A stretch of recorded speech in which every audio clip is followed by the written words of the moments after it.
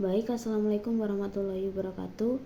Di sini saya akan menjelaskan tentang akuisisi dengan kepemilikan penuh, yaitu 100% periode setelah. Nah, di sini ada tabel, yaitu tabel 3.8 berupa neraca saldo PT Nusantara dan PT Andalas per 31 Desember 2016. Nah, ini saldo neraca saldonya yaitu dengan total PT Nusantara 14 juta miliar 980 juta rupiah dan PT Andalasnya yaitu sebesar 3 miliar 300 juta rupiah. Nah, di sini ada soal yaitu selama tahun berjalan PT Andalas membagikan dividen sebesar 100 juta dan melaporkan laba bersih sebesar 250 juta. PT Nusantara sebagai entitas pemilik PT Andalas mencatat transaksi sebagai berikut. Nah, yang pertama yaitu jurnal mencatat penerimaan dividen dari PT Andalas sebesar 100 juta dikali 100%. Kenapa 100%? Karena kepemilikannya 100% atau penuh. Di sini jurnalnya yaitu kas pada investasi pada PT Andalas sebesar 100 juta. Kemudian mencatat pengakuan penghasilan dari PT Andalas sebesar 250 juta dikali 100%. Nah, untuk jurnalnya yaitu investasi pada PT Andalas pada bagian laba atas PT Andalas sebesar 250 juta. Nah, yang selanjutnya yaitu menyesuaikan diferensial terkait bangunan dan peralatan yaitu sebesar 5 juta dikali 100%. Nah, diferensial 60 juta dialokasikan ke sisa masa manfaat aset yakni 12 tahun. Nah, maka setiap tahun diferensial akan diamortisasi sebesar 5 juta. Maka ini bangunan dan peralatan ini disusutkan per tahunnya. Nah, kemudian nominal 5 juta ini didapat dari 60 juta dibagi 12 tahun.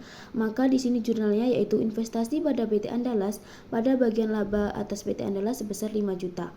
Nah, kemudian mencatat penurunan nilai goodwill sebesar 25 juta dikali 100%.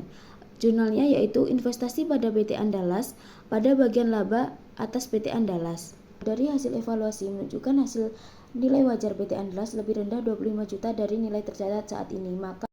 Nah, selanjutnya yaitu melakukan perhitungan jurnal eliminasi per 31 Desember 2015. Saldo 1 Januari 2015 yaitu 1 miliar 650 juta pada investasi, laba bersihnya yaitu 250 juta. Nah, dividennya di sini bersifat mengurangi, maka total saldo 31 Desember 2015 pada investasi yaitu sebesar 1 miliar 735 juta. Nah, untuk modal sahamnya yaitu sebesar 800 juta. Kemudian saldo labanya yaitu 550 pada saldo 1 Januari 2015 dan laba bersihnya yaitu 250. Nah, untuk dividen ini bersifat mengurangi yaitu sebesar 100 juta. Maka saldo 31 Desember 2015 yaitu 700 juta. Nah, untuk baik, selanjutnya yaitu membuat jurnal eliminasi, yaitu yang pertama adalah membuat eliminasi pengakuan penghasilan dari PT Andalas, yaitu jurnalnya bagian laba atas PT Andalas sebesar 230, dividen diumumkan sebesar 100 juta pada investasi pada PT Andalas yaitu sebesar 130. Nah, kemudian untuk mengeliminasi saldo awal investasi yaitu saham biasa PT Andalas sebesar 800 juta, saldo laba sebesar 550 juta, diferensial yaitu sebesar 250 juta. Nah, untuk nominal 800 juta ini didapat dari saldo dari modal saham yaitu sebesar 800 juta. Saldo labanya didapat dari saldo laba ini, terus kemudian untuk diferensialnya yaitu didapat dari tanah dikurangi bangunan ditambah akumulasi penyusutan dan ditambah goodwill.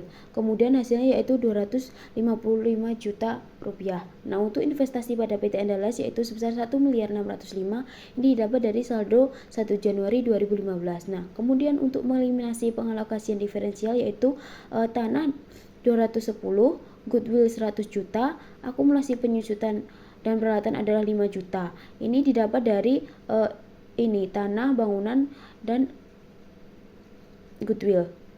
Kemudian akumulasi penyusutan. Nah, kemudian untuk eliminasi pengakuan beban penyusutan dan aset teridentifikasi yaitu jurnalnya akumulasi penyusutan pada beban penyusutan sebesar 5 juta. Kemudian mencatat penurunan nilai goodwill yaitu kerugian penurunan nilai goodwill sebesar 25 juta pada goodwill. Nah, kemudian lanjut ke tabel 4.0 yaitu kertas kerja konsolidasian per 31 Desember 2016. Ini ada neraca saldo, jurnal eliminasi, dan konsolidasian. Untuk neraca saldo ini kita dapatkan dari neraca saldo yang di awal.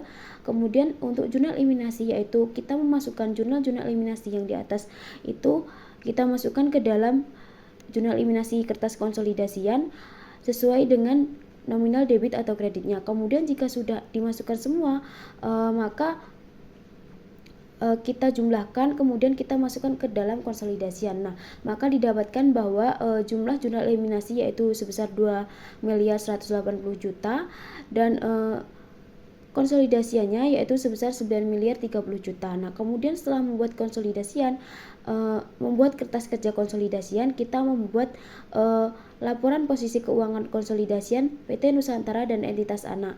Ini didapat dari tabel kertas kerja konsolidasian. Pada bagian konsolidasian ini bagian yang dimulai dari ini kas dan setara kas kita masukkan ke dalam laporan posisi keuangan. Nah, maka hasilnya yaitu sama sebesar 9.030.000.000 dan total liabilitas dan ekuitasnya juga 9.030.000.000.